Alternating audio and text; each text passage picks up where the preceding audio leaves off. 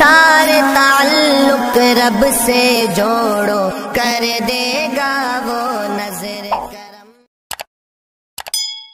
الحمد للہ وکفی وسلام علی عباده الذین اصطفی، اما بعد فاعوذ باللہ من الشیطان الرجیم، بسم اللہ الرحمن الرحیم، ادع الى سبیل ربک بالحکمة والموعظة الحسنة، صدق اللہ العظیم۔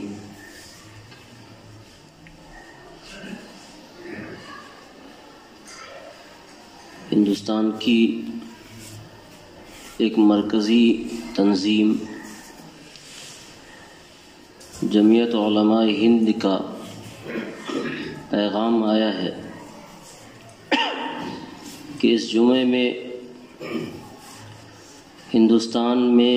ایک دینی جماعت جو گاؤں گاؤں گھوم کر اللہ اس کے رسول کا پیغام ایک خاص نہج کے مطابق پہنچانے کا جو کام کرتی ہے، جماعت تبلیغ، اس کی خدمات کا تذکرہ کیا جائے، اس کا تعارف کیا جائے اور لوگوں کو اس جماعت کی اصلاحی خدمات سے آگاہی دی جائے۔ ظاہر ہے کہ اس مسجد میں یا بھوارہ کے لوگوں کے لیے جماعت تبلیغ کے تعلق سے کوئی تعارفی کلمات کہنا آفتاب کو چراغ دکھلانے جیسا ہوگا۔ تقریباً ہم سب جب سے ہوشیار ہوئے تب سے ہی جماعت کی خدمات کو، اس کے کارنامے کو، اس کے نتیجے میں ہونے والے اچھے اثرات کو اپنی آنکھوں سے ہم دیکھ رہے ہیں، لیکن چونکہ مرکز کی ہدایت ہے، ضلعی جمعیت علماء کے صدر محترم حضرت مولانا مفتی ابوذر صاحب قاسمی دامت برکاتہم کی بھی تاکید ہے کہ تمام مساجد میں جمعہ کے خطبے میں اس پر کچھ بات کی جائے، روشنی ڈالی جائے، غلط فہمیوں کا ازالہ کیا جائے، کسی طرح کے خدا نخواستہ آنے والے خطرات اگر ہیں تو ان خطرات پر پہلے سے پیش بندی لگائی جائے۔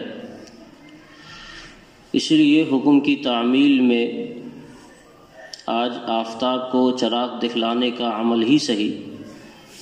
مگر حکم کی پابندی میں کرنا ایک مجبوری ہے۔ اصل میں دقت کیا ہوتی ہے، ہمارے بعض اسلامی ممالک چاہے جانے میں، انجانے میں، غلط فہمی میں یا دانستہ، انہوں نے جماعت تبلیغ کے تعلق سے کچھ منفی باتیں کہیں اور اس کے اثرات ہندوستان کے اندر بھی دیکھے گئے۔ ہندوستان کی جو موجودہ حکومت ہے اس کو تو بس شوشہ چاہیے، کہیں سے ذرہ برابر بھی کوئی سراغ چاہیے، تل کا پہاڑ بنانا کوئی اس حکومت سے، اس کے کارندوں سے اور اس کے افراد سے سیکھے۔ آپ کا بھائی کسی بھی بنیاد پر، چاہے وہ آپ سے دشمنی کی بنیاد پر ہو، چاہے وہ غلط فہمی کی بنیاد پر ہو یا از راہ مذاق ہی صحیح، وہ آپ کو بے ایمان کہہ دے، تو آپ کا جو دشمن جو آپ کی ہر خامیوں کے طاق میں لگا ہوا ہے اور جس کو ہزار کوششوں کے باوجود آپ کی کوئی خامی نہیں مل سکی، اس کو یہ موقع مل جائے گا اور یہ کہے گا کہ تم یقیناً بے ایمان ہو کیونکہ خود تمہارے بھائی نے کہا ہے۔ وہ یہ تحقیق نہیں کرے گا کہ ہمارے بھائی کو غلط فہمی ہو گئی ہے یا اس نے از راہ بے تکلفی ایسا کہہ دیا ہے، یہ ہمارا اندرونی معاملہ ہے۔ اس چیز کی تہ میں نہ وہ پڑھے گا اور نہ اس کو پڑھنے کی ضرورت ہے۔ وہ سیدھا الزام لگائے گا کہ تمہارے بھائی نے تمہیں بے ایمان کہا ہے، اس کا مطلب یقینی طور پر تم بے ایمان ہو، کیونکہ صاحب البیت ادری بما فیہ ایک مستقل قاعدہ ہے، گھر کا بھیدی لنکا ڈھائے۔ جو آدمی گھر میں رہتا ہے وہ گھر کے راز کو فاش کر دے گا تو یہ بڑی شہادت مانی جاتی ہے۔ اس لیے تمہارے بھائی نے اگر کہا ہے تو اس کا مطلب چاہے تم بے ایمان ہو یا نہ ہو، لیکن تمہارے بھائی نے کہا ہے تو یقینی طور پر تم بے ایمان ہو، اور پھر ایک فضا بنائی جاتی ہے، بدنام کرنے کی کوشش کی جاتی ہے۔ کچھ یہی صورتحال گویا ابھی ہے۔ ایک طرف تو فتنوں کی ایسی طغیانی ہے، آقا صلی اللہ علیہ وسلم نے جس زمانے کی پیشین گوئی کی تھی کہ فتنے تمہارے پاس اس طرح آئیں گے گویا کہ ہار کے دھاگے کو توڑ دیا گیا اور موتیاں یکے بعد دیگرے مستقل گر رہی ہیں، آدمی کس موتی کو سنبھالے اور کس کو گرنے دے۔ یہی صورتحال ہے آج کے زمانے کی، جس دور میں ہم جی رہے ہیں۔ اس دور میں ایک مسئلہ حل نہیں ہوتا کہ دوسرا مسئلہ منہ کھولے کھڑا ہوتا ہے، ایک بات حل نہیں ہوتی کہ دوسری بات کا بتنگڑ بنا کر پیش کر دیا جاتا ہے، اور مسلمانوں کو، اسلام کو، چاہے اس کا تعلق کسی بھی مکتب فکر سے ہو، ہمارے دشمن کو مکتب فکر کی کوئی شناخت کی ضرورت نہیں ہے، بس مسلمان کا لیبل ہونا کافی ہے مسلمانوں کو اور اسلام کو بدنام کرنے کے لیے۔ اس کے پاس جو بھی صورتیں ہو سکتی ہیں، جو طریقے ہو سکتے ہیں، ان تمام طریقوں کو وہ اپناتے ہیں، اور کچھ لوگ اسی مشن پر لگائے ہوئے ہیں، بڑی بڑی تنخواہیں وہ پاتے ہیں کہ کسی طرح منفی پروپیگنڈے سے پورے ملک کی فضا کو ایک خاص ماحول میں ڈھالا جائے اور اس کا سیاسی استحصال کیا جائے، سیاسی استعمال کیا جائے، اور اس طرح اپنی مفاد کی روٹی سینکی جائے۔ تو یہی صورتحال کچھ اس جماعت کے بارے میں بھی ہے۔ اصل میں ہم سے زیادہ ہمارے دشمنوں نے پہچانا ہے۔ الفاظ ہمارے عجیب ہیں، لیکن بہت سوچ کر میں اس طرح کے الفاظ استعمال کر رہا ہوں کہ ہم سے زیادہ ہمارے دشمنوں نے پہچانا ہے۔ ہمارے دشمنوں کو خوب پتہ ہے کہ مسلمانوں کے اندر جو جذبہ ہوتا ہے، قوت عمل ہوتا ہے، جو دینی بیداری ہوتی ہے، وہ آتی کہاں سے ہے، اور وہ رگوں پر نہیں، شہ رگوں پر حملہ کرنا وہ جانتی ہے، اور اسی لیے وہ چھوٹی چھوٹی تنظیموں پر نہیں کچھ کر سکتی، بلکہ جہاں سے اسے دانہ پانی اصلی طریقے سے ایمان کی فراوانی، ایمان کی باد بہاری جہاں سے اسے ملتی ہو، جو منبع اور سرچشمہ ہوتا ہے، وہاں حملہ کرنے کی کوشش کرتی ہے۔ ایک زمانہ تھا جب مدارس اسلامیہ کو بدنام کیا گیا اور یہ کہا گیا کہ مدارس دہشت گردی کے اڈے ہیں۔ اس الزام کے پیچھے کیا حقیقت تھی؟ جبکہ خود ہندوستان کی وزارت داخلہ نے باضابطہ اپنی رپورٹ پیش کی تھی کہ ہندوستان کے مدارس کا سروے کیا گیا، اس نام کی کوئی چیز ہندوستان کے کسی بھی مدرسے میں، چاہے وہ سرحدی مدرسے ہوں، چاہے وہ جنگلوں میں رہنے والے مدرسے ہوں یا شہری آبادی میں رہنے والے مدارس ہوں، کسی بھی مدرسے میں اس الزام کے تعلق سے ذرہ برابر بھی کوئی سراغ نہیں مل سکا۔ اور ہندوستان کے تمام مدارس، چاہے وہ کسی بھی مکتب فکر کے ہوں، کہیں کے بھی ہوں، وہ بالکل مسلمانوں کی گھنی آبادی میں ہو یا غیر مسلموں کی آبادی میں ہو، وہ دیہاتوں میں ہو یا شہروں میں ہو، ہر مدارس کے ذمہ داران نے اپنی زبان سے، چاہے وہ کسی بھی انداز میں، کھلے عام کہا کہ حکومت کو یہ چیلنج ہے کہ وہ آوے اور ہمارے مدرسوں کا معائنہ کرے، چیک کر لے،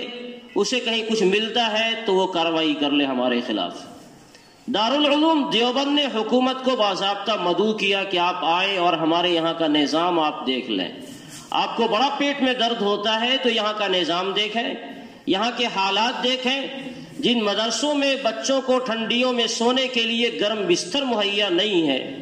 جن مدرسوں کے اندر بچوں کو وضو بنانے کے لیے لوٹے دستیاب نہیں ہوتے ہیں، ان مدرسوں کے بارے میں آپ ایسے الزامات لگاتے ہیں جن الزامات کا حقیقت سے نہ صرف یہ کہ کوئی تعلق نہیں ہے، بلکہ بسلامت ہوش و حواس کوئی آدمی ایسی بات سوچ بھی نہیں سکتا ہے جو بات آپ کہہ رہے ہیں۔ تو جب یہ الزام ختم ہو گیا اور اس الزام کی ہوا نکل گئی، اب یہ چیزیں دب گئی، سرد خانے میں چلی گئی، تو ایک دوسرا یہ الزام اور نیا فتنہ اب شروع ہونے جا رہا ہے کہ ہندوستان کے پورے علاقوں میں، ہر دیہاتوں میں، ہر ضلع میں، ہر صوبے میں بے لوث ہو کر کام کرنے والی جو یہ معمولی تنظیم ہے، جس کے پاس نہ کوئی دفتر ہے، جس کا نہ کوئی بینر ہے، جس کا نہ کوئی میڈیا ہے، جس کے پاس نہ کسی طرح کی کوئی بیرونی اور غیر بیرونی فنڈنگ ہے، یہ لوگ بے لوث ہو کر اپنا مال اور اپنی جان لگا کر اللہ کے بندوں تک اللہ کا پیغام پہنچاتے ہیں، اور وہ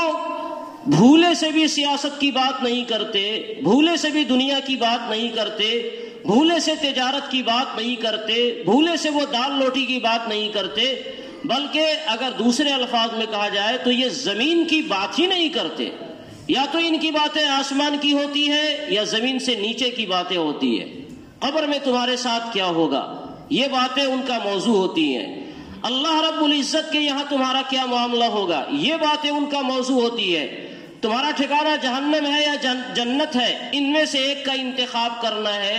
اور عقل مندی کا تقاضا یہ ہے کہ آدمی جنت کے راستوں کا انتخاب کرے، کیونکہ دین اسلام اس کی رہنمائی کر رہا ہے۔ بس یہی باتیں ہوتی ہیں، دین اسلام کی بات ہے، اور دین اسلام میں بھی مکمل دین نہیں بلکہ دین کے بڑے شعبوں میں سے ایک معمولی چھوٹا سا شعبہ، جس شعبے میں پورے دین اسلام کی تمام جماعتوں میں کسی کو اختلاف نہ ہو، اپنے ایمان کو ٹھیک کر لو، اپنی نماز کو ٹھیک کر لو، اپنی نیتوں کو خالص کر لو، اپنے معاشرے میں ہو تو دوسروں کا اکرام کرنا سیکھ لو، اپنے اوقات کو فارغ رکھتے ہو تو ان اوقات کا صحیح استعمال کرو۔ یہ وہ موٹی موٹی 6 باتیں ہیں جن کو 6 نمبرات کہا جاتا ہے۔ ان 6 باتوں کے دائرے میں رہ کر پوری انسانیت کو نہیں بلکہ صرف مسلمانوں کی جماعت کو، یہ غیر مسلموں تک بھی اپنا پاؤں نہیں پھیلاتے۔ مسلمانوں میں جو لوگ کلمہ پڑھنے والے ہیں لیکن انہیں نہیں معلوم ہے کہ اللہ رسول کیا ہے، اللہ رسول کا پیغام کیا ہے، اللہ رسول نے ہمیں کیا تعلیمات دی، ہمیں مرنے کے بعد کیا ہوگا، جن کو قرآن پڑھنا نہیں آتا، جن کو نماز پڑھنی نہیں آتی، 40 برسوں نہیں پوری زندگی نماز پڑھنے میں لگا دی مگر سورہ فاتحہ انہیں نہیں آتا، پوری زندگی مسلمانوں کے معاشرے میں لگا دی مگر کلمہ توحید کا اقرار انہیں نہیں آتا۔ ایسے جاہل قسم کے، ایسے ناخوادہ قسم کے، ایسے دین سے بالکل بے بہرہ قسم کے افراد کو چن چن کر، ان کی داڑھی پکڑ کے، ان کی ٹھوڑی پکڑ کے، ان کے پاؤں دبا کر، ان کی خوشامدیں کر کے یہ کہتے ہیں کہ آئیں اور آپ اللہ رسول کی یہ باتیں سیکھ لیں، اور اس کے عوض لا اسألکم علیہ اجرا، میں آپ سے کوئی مدد نہیں چاہتا ہوں، آپ سے کوئی معاوضہ نہیں چاہتا ہوں، آپ سے کسی طرح کی مالی منفعت کی ہمیں امید نہیں ہے، بلکہ یہ سارا کام صرف آپ کے فائدے کے لیے ہم کر رہے ہیں۔ اگر آپ ہمارے دشمن ہیں تو بھی آپ آ جائیں، اور دوست ہیں تو بھی آپ آ جائیں، یہ سب کو اپنی ساری دشمنیاں بھلا کر یہ اللہ کے بندوں کو اللہ سے جوڑنے کا کام ایک خاص پیمانے کے مطابق کرتی ہے، پورے دین کو نہیں چھوڑتی، تاکہ دیوبندیوں کو اعتراض نہ ہو، وہابیوں کو اعتراض نہ ہو، بریلویوں کو اعتراض نہ ہو، دوسری جماعتوں کو اعتراض نہ ہو کہ آپ نے ہمارے مسلک کو چھیڑا۔ آپ اپنے مسلک پر اپنے طریقے کے مطابق اپنے علماء کی رہنمائی میں عمل کرتے رہے، ہمیں اس سے باس نہیں ہے، ہم صرف یہ چاہ رہے ہیں کہ آپ مسلمان بن جائیں۔ کون سا طریقہ اپنانا ہے اس کے لیے آپ کو اپنے علماء سے رہنمائی کی ضرورت ہے۔ مسائل یہ ہمارا میدان نہیں ہے، فضائل کو بیان کر کر آپ کو دین پر ابھارنے کا کام ہم کرنا چاہ رہے ہیں۔ اللہ رسول نے کن باتوں میں کیسے ڈرایا اور کن باتوں میں کس طرح کی نیکیوں کی بشارت سنائی، کس کام کے کرنے پر اللہ کی رضا ملتی ہے اور کس کام کے کرنے پر اللہ کی ناراضگی ابھرتی ہے، یہ بتایا جاتا ہے تاکہ مسلمان اللہ رب العزت کی جزا اور سزا کے خوف سے دین اسلام پر آمادہ ہو جائے اور اپنی زندگی کو دین اسلام کے مطابق ڈھالنے کی وہ کوشش کرے۔ اس کے علاوہ اس کا کوئی تعلق نہیں ہے، نہ وہ کسی کے شادی بیاہ کی بات کرتی ہے، نہ کسی سے لین دین کی بات کرتی ہے، نہ کسی سیاست کی بات کرتی ہے، نہ کسی سے جھگڑے کی کوئی بات کرتی ہے، نہ دو فریق مسلمانوں میں جھگڑا ہو جائے اس کے صلح صفائی کی بات کرتی ہے. یہ سب ان کا موضوع ہی نہیں ہے. ایسے تمام مسائل جن مسائل میں تو میں ہو سکتی ہو، اور ایسے تمام مسائل جن مسائل میں کسی ایک کو بھی ناراض کرنے کی بات ہو سکتی ہو، جماعت تبلیغ نے یہ کہا یہ ہمارا میدان نہیں ہے، یہ آپ اپنے طریقے پر حل کریں، جو جیسا ہے اپنے علماء کی رہنمائی کی روشنی میں ان مسائل کو حل کریں. ہمارا کام تو صرف یہ ہے کہ بھائی آپ اللہ کے بندے ہیں تو اللہ سے آپ کا تعلق ہو جائے، آپ کا کلمہ صحیح ہو جائے. ان کی تبلیغ بخاری شریف نہیں ہوتی ہے، چند مخصوص احادیث جن میں فضائل کو بیان کیا گیا، یہ سنا کر ایک بار نہیں بار بار روزانہ اسی بات کو ریپیٹ کر کے آپ کو 40 دن اگر رکھنا ہے تو 40 دن تک ایک ہی بات روزانہ سنایا جاتا ہے. کیوں؟ ایک بار تو سنایا اور مجھ جیسا ذہین آدمی تھا پہلے ہی دن میں آپ کو یاد ہو گیا تو ہم کہیں ہم تو مفتی صاحب ہیں، بڑے آدمی ہیں، مجھے کیا ضرورت ہے. آپ چاہے مفتی صاحب ہو یا قاضی صاحب ہو یا محدث صاحب ہو،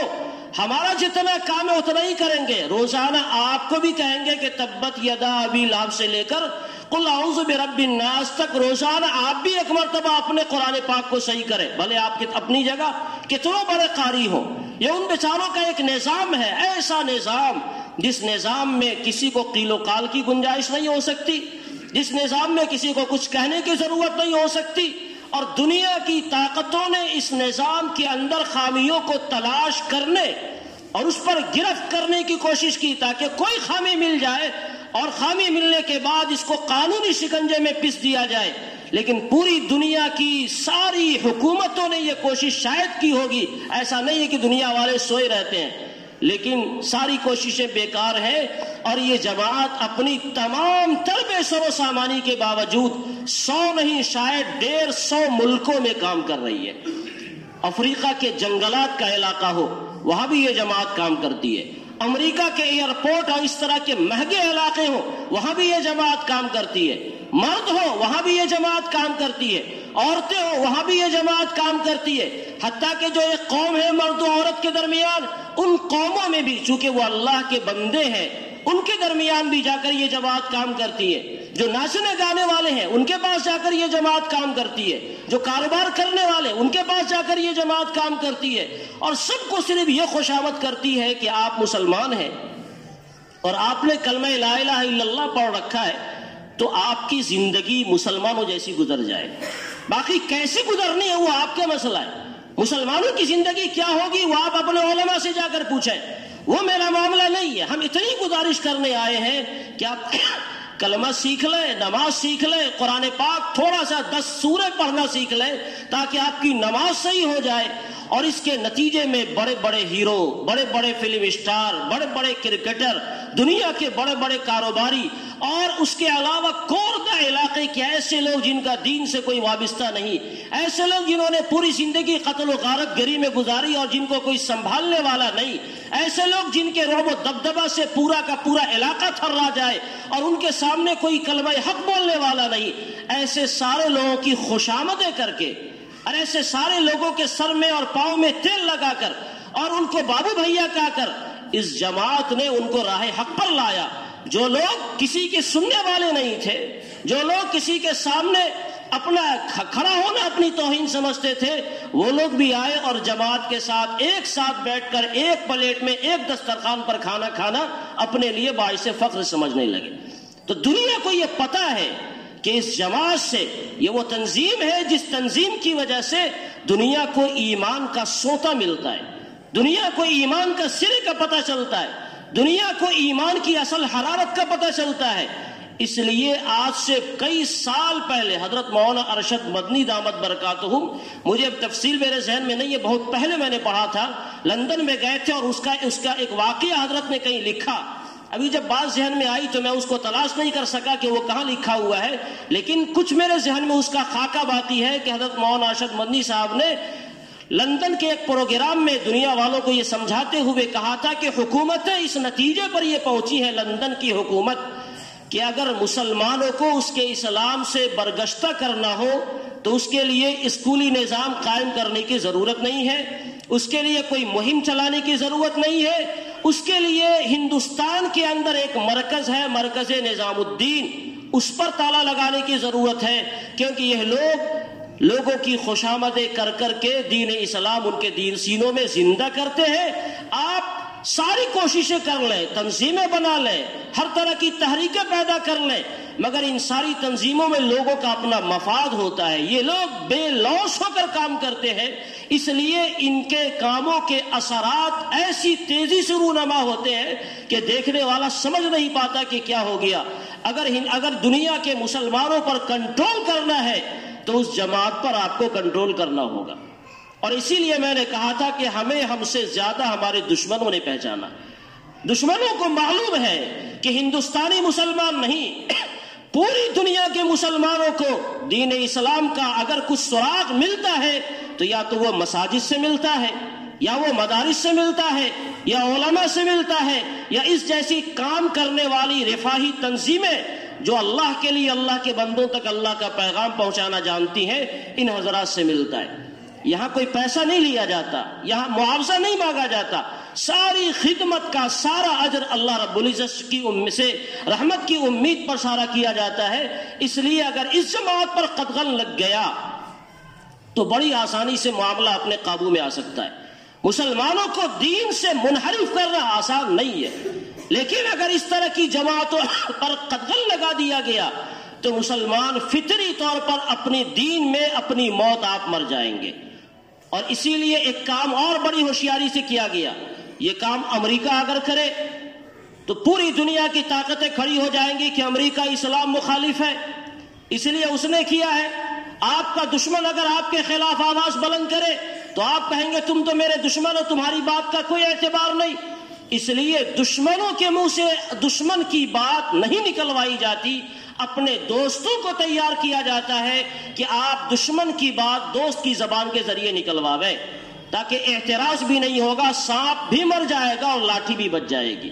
یہ صورتحال بہت زیادہ غلط فہمی پھیلانے کے لیے ایسا کیا جاتا ہے۔ پوری دنیا کے اندر ساری کوششوں کے باوجود دنیا کے تقریباً سارے ممالک میں جماعت تبلیغ کا کام ہو رہا ہے اور بے لوث کام ہو رہا ہے، اور اس جماعت کی جو بنیاد رکھی گئی، آپ کو حیرت ہوگی یہ سن کر، شاید بہت لوگوں کو اس کا پتہ بھی نہیں ہوگا کہ حضرت مولانا الیاس صاحب رحمۃ اللہ علیہ نے جب پوری کڑھن کے ساتھ اس جماعت کو وجود بخشا، میوات کا وہ سہارنپور مظاہر العلوم میں پڑھا رہے تھے، لیکن جب انہوں نے دیکھا کہ مسلمانوں میں ارتداد اتنی تیزی سے پھیل رہا ہے، یہ وہ زمانہ تھا جس زمانے میں سدھی سنگھٹن تحریک کی پورے ملک میں ہوا چلی ہوئی تھی،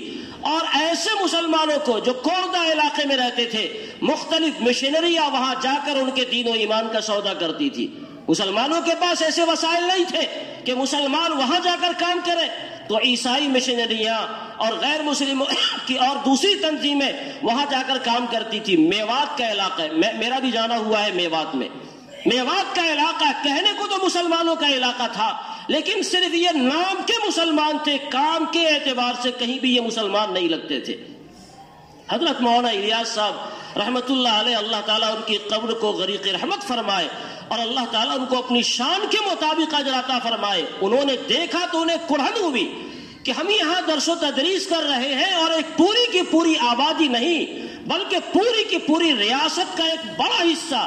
مسلمان تو ہے لیکن اسلام سے اس کا تعلق نہیں ہے۔ اگر یہ لوگ اللہ کے یہاں چلے گئے اس حال میں تو کیا ہماری جواب نہیں ہوگی؟ اللہ تعالیٰ کے یہاں پوچھا نہیں جائے گا کہ ہم آخر رہتے ہوئے ان حضرات کے ایمان کے بارے میں انہیں بیدار کیوں نہیں کیا؟ تو وہ میوات کے علاقوں میں گئے اور گھوم گھوم کر لوگوں کی خوشامدیں کر کے لوگوں کو صفائی کی تعلیم دی، نماز کی تعلیم دی، کلمہ سکھایا، اور اسی لیے آج جماعت تبلیغ پر میوات کا سب سے بڑا احسان ہے۔ میوات کے لوگ جماعت کو اپنی آنکھوں پر بیٹھاتے ہیں کہ اس جماعت کا اور اس کے بانی مولانا الیاس صاحب رحمۃ اللہ علیہ کا احسان ہے کہ ہم نے کلمہ جانا، ورنہ ہم جہنم کے کس دہانے پر کھڑے تھے اور کب جہنم میں گر جاتے ہمیں پتہ بھی نہیں ہوتا۔ جب مولانا الیاس صاحب رحمۃ اللہ علیہ نے جماعت کو وجود بخشا تو نہ اس کے لیے کوئی لیٹر پیڈ بنایا، نہ اس کے لیے کسی آفس کو بنایا، نہ اس کے لیے کوئی تنظیم بنائی، نہ اس کے لیے افراد کا انتخاب کر کے صدر سیکریٹری بنایا، حتیٰ کہ جو میں کہہ رہا تھا کہ آپ کو حیرت ہوگی کہ اس جماعت کا کوئی نام بھی نہیں دیا۔ پھر جماعت کا نام جماعت تبلیغ کیوں پڑا؟ دنیا والوں نے اس کا نام دے دیا جماعت تبلیغ، اور جب دنیا والوں نے دیا لوگ یہ آتے رہے جاتے رہے، مسجدوں میں گشت کرتے رہے اور اللہ والوں سے ملتے رہے، مساجد کو آباد کرنے کی کوشش کرتے رہے، ہر گھر پر جاتے رہے، لوگوں تک اسلام کا پیغام پہنچاتے رہے، تو ظاہر ہے کہ جب کوئی آدمی مستقل کوئی کام کرے گا تو لوگ پکاریں گے۔ انسان معافی ضمیر کو ادا کرتا ہے تو اس کے لیے کچھ الفاظ چاہیے، تو لوگوں نے کہنا شروع کر دیا یہ تبلیغ والے لوگ ہیں۔ تو جب لوگوں نے کہنا شروع کر دیا تو حضرت مولانا الیاس صاحب پھر ان کے رفقا نے اسی نام کا استعمال، جماعت تبلیغ کا استعمال کرنا شروع کیا۔ میں کہنا بہت کچھ چاہ رہا تھا اور میرے ذہن میں اس تعلق سے بہت ساری باتیں، لیکن بتانا یہ ہے کہ یہ جماعت اللہ رب العزت کی ایک رحمت ہے عالم کے لیے، جس نے پوری دنیا کے اندر بلا شرکت غیر کسی ملک اور جغرافیہ کی کوئی حد نہیں، لوگوں تک اللہ کے پیغام کو پہنچانے کی کوشش کی ہے۔ اس کے اپنے نظام بھی ہیں،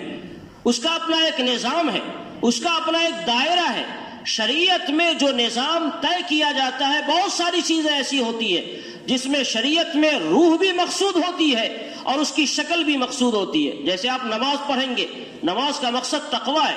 تو تقویٰ جب نماز کا مقصد ہے، ایک آدمی متقی بن جائے، وہ کہہ دے مجھے نماز کی ضرورت نہیں ہے، کیونکہ نماز کا مقصد تو تقویٰ ہے، میں متقی ہوں، مجھے نماز کی ضرورت نہیں۔ یہاں شکل بھی مقصود ہے، اور نماز کی شکل میں، نماز کی جو شکل ہے کہ قیام کرے، رکوع کرے، سجدہ کرے، قعدہ کرے، سلام پھیرے، سورہ فاتحہ پڑھے، سورہ ملائے، تسبیحات پڑھے، جب تک یہ ساری شکلیں آپ ادا نہیں کریں گے، آپ کی نماز یا تو نہیں ہوگی یا ناقص ہو جائے گی۔ روزہ ہے، روزہ کا مقصد تقویٰ ہے، اس کی شکل بھی مطلوب ہے۔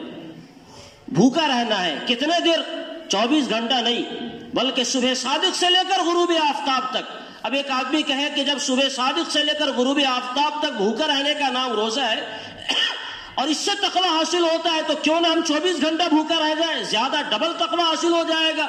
روزہ نہیں ہوگا، اس کی شکل مطلوب ہے شریعت کی نگاہ میں، لیکن شریعت میں بے شمار ایسے مسائل ہیں، ہزاروں کی تعداد میں ایسے مسائل ہیں جہاں شریعت نے یہ کہا کہ یہ کام آپ کو کرنا ہے، شکل اور طریقے آپ خود بنا لیں۔ یہ کام آپ کو کرنا ہے، شکل اور طریقے یہ بنانا آپ اپنی سہولت کے مطابق کر لیں۔ شریعت نے یہ کہا کہ آپ کو ستر پوشی کرنی ہے، اپنے اعضائے مستورہ کو چھپانا ہے، مرد کی حد یہاں سے یہاں تک، عورت کی حد یہاں سے یہاں تک۔ اب اس کے لیے کون سا کپڑا پہننا ہوگا؟ جبہ دستار پہننا ہوگا، بٹن والا پہننا ہوگا، کالر والا پہننا ہوگا، بغیر آستین کا پہننا ہوگا، آستین کا پہننا ہوگا۔ شریعت نے ایک معیار دیا کہ اپنے زمانے کے علماء اور صلحاء کا لباس پہننا ہے۔ اب چاہے آپ 2 بٹن لگاویں، چاہے 10 بٹن لگاویں، وہ آپ کا کام ہے۔ یہاں شریعت نے حد متعین نہیں کیا کہ 10 بٹن کپڑے میں لگیں گے تب کرتا تیار ہوگا، اور گھنڈی والا بٹن لگے گا تب تیار ہوگا، اسٹیل والا لگے گا تو نہیں تیار ہوگا۔ نہیں، شکل شریعت نے یہاں متعین نہیں کیا۔ مقصود جو ہے کہ ستر پوشی ہو، ایسا کپڑا ہو جس سے اندر کا کی ساخت نظر نہ آوے اور اس کا باہر سے اس کا کوئی حصہ نہ دکھائی پڑے، پردہ ہو جائے، بس یہ مطلوب ہے۔ آپ جیسے چاہیں کر لیں۔ ایک آدمی کے پاس کرتا پاجامہ نہیں ہے، وہ بیچارہ پورے بدن پر چادر اوڑھ کر رہتا ہے، وہی اس کا لباس ہو جائے گا، وہی اس کا لباس ہو جائے گا۔ اسی طرح شریعت نے کہا تمہیں تعلیم حاصل کرنا فرض ہے۔ ایک زمانہ تھا جب تعلیم کے وہ طریقے نہیں تھے جو آج پوری دنیا کے اندر رائج ہیں۔ جو آیا استاذ کے پاس، کسی آدمی کو قرآن پاک پڑھنے کی ضرورت ہے، فلاں مولانا صاحب قرآن پڑھاتے وہاں جا کے پڑھ لیا، فلاں مولانا صاحب حدیث پڑھاتے وہاں جا کے پڑھ لیا۔ لیکن اب پوری دنیا کے اندر ایک نظام ہے کہ آپ کو بخاری پر آنا ہے تو نیچے کے پائیدان سے اعدادیہ، عربی اول، دوم، سوم، چہارم، پنجم، ہفتم، تب جا کر آپ کو بخاری ہاتھ میں دی جائے گی۔ اور کوئی بقرات آ جائے کہ ہم کو براہ راست قرآن پاک کا ترجمہ پڑھا دیا جائے، براہ راست صحاح ستہ کی کتابیں ہمیں دے دی جائے، تو کہا جائے گا پہلے اپنے دماغ کا علاج کراؤ۔ یہ شکلیں مقصود نہیں ہے، مگر اس نظام تک پہنچنے کا ایک حصہ ہے۔ پوری دنیا کے اندر یہ ہوتا ہے۔ ایسی جماعت تبلیغ کے یہاں بھی مقصود یہ ہے کہ اللہ کے بندوں کو اللہ تک پہنچا دیا جائے۔ اب اس کی شکلیں ان حضرات نے، حضرت مولانا الیاس صاحب رحمۃ اللہ علیہ نے بنائی کہ اس کا طریقہ کیا ہے۔ اس کا طریقہ یہ ہے کہ آدمی گشت کر لے، اس کا طریقہ یہ ہے کہ 3 دن لگاوے، چلہ لگاوے یا اور یہ چیزیں کرے۔ اگر کوئی آدمی یہ چیز نہ کرے اور اس کے بغیر اس کا مقصود حاصل ہو گیا تو بھی سبحان اللہ۔ لیکن اگر آپ اس نظام میں چلیں گے تو اس نظام میں ان شکلوں کو بھی آپ کو کرنا پڑے گا۔ اب آپ یہ کہیں گے کہ جب یہ شکلیں ہیں تو شریعت سے اس کا ثبوت کیا ہے؟ صرف دو باتیں دیکھنی ہے، جو چیزیں ہم کر رہے ہیں وہ بدعت تو نہیں ہے، جو چیزیں ہم کر رہے ہیں شریعت کے کسی بھی نص سے اس کا ٹکراؤ تو نہیں ہے۔ اگر یہ دونوں باتیں نہیں ہیں تو پھر وہ کام شریعت کی نگاہ میں غیر مستحسن نہیں ہو سکتا ہے۔ یہ بڑی تفصیل طلب مسئلہ ہے جو میں نے اشاروں میں کہا، بس کہنا یہ ہے کہ اللہ رب العزت نے اس جماعت کو جو امت مسلمہ کے لیے دیا ہے، ہمیں قدر بھی کرنے کی ضرورت ہے، اس جماعت میں لگنے کی بھی ضرورت ہے، اور اگر نہیں لگ سکتے تو اس کے اچھے پیغام کو عام کرنے کی بھی ضرورت ہے۔ ہندوستان کے جو حالات ہیں مسلمانوں کے لیے، نہ جانے اللہ ہی جانتا ہے کہ کیا کچھ ہونے والا ہے۔ یہ بڑے انقلاب کی یہ خبر دے رہا ہے، جو حالات ہیں یہ بڑے انقلاب کی خبر دے رہا ہے۔ سویرے میں اب تو شاید کم نظر آتا ہے، پرندے بہت زیادہ شور مچاتے ہیں، یہ بڑے انقلاب کی خبر دیتا ہے کہ صبح کا سویرا ہو گیا۔ تو کوئی بہت زیادہ چیزیں جب ہونے لگتی ہیں تو یہ بڑے انقلاب کی آہٹ ہوتی ہے۔ ہندوستان کے اندر خاص طور سے جس طرح کے حالات بن رہے ہیں، اور مسلمانوں کے مختلف مسائل پر مختلف اوقات میں خاص پلاننگ کے ساتھ قدم اٹھا کر اس پر نکتہ چینی کی جاتی ہے، ہر فرد کو آزاد چھوڑ دیا گیا، جو چاہے مسلمان کے خلاف بول دے وہ ہیرو ہے، اور آپ اگر اس کی صحیح بات اس کے سامنے رکھے تو آپ غدار ہیں۔ جس تنظیم کا ذرہ برابر بھی مالی معاملات سے کوئی تعلق نہیں، جو تنظیم مستقل امن کا پیغامبر ہے، یہ پاگل پن نہیں تو اور کیا ہے کہ کہا جائے کہ یہ تنظیمیں دہشت گرد ہیں اور دہشت گرد پیدا کرتی ہے۔ جس بیچارے کو ایک معمولی مسواک کی لکڑی کے علاوہ ایک لاٹھی رکھنے سے ڈر ہوتا ہے، بھلا وہ جماعتیں دہشت گرد کیسی ہو جائیں گی؟ لیکن آپ کی عقل ہے، جو چاہے آپ کا حسن کرشمہ ساز کرے، جو چاہے آپ کر لے، آپ کو کوئی کہنے والا نہیں ہے۔ بس اللہ رب العزت ہی ہم سب کی حفاظت کرنے والے ہیں۔ دعا بھی کرنے کی ضرورت ہے کہ اللہ تعالیٰ ملت اسلامیہ ہندیہ کی ایمان کی، جان کی، مال کی، عزت و آبرو کی حفاظت فرمائے۔ ملک میں جتنی تنظیمیں دین کے نہج پر کام کر رہی ہیں، جتنے مدارس کام کر رہے ہیں، جتنے علماء کام کر رہے ہیں، اللہ رب العزت ان سب کی خاص طور سے حفاظت فرماوے، اپنے حفظ و امان میں رکھے، اور اللہ تعالیٰ ہم سب کو اپنے پناہ میں رکھے۔ آمین۔ وآخر دعوانا ان الحمد للہ رب العالمین۔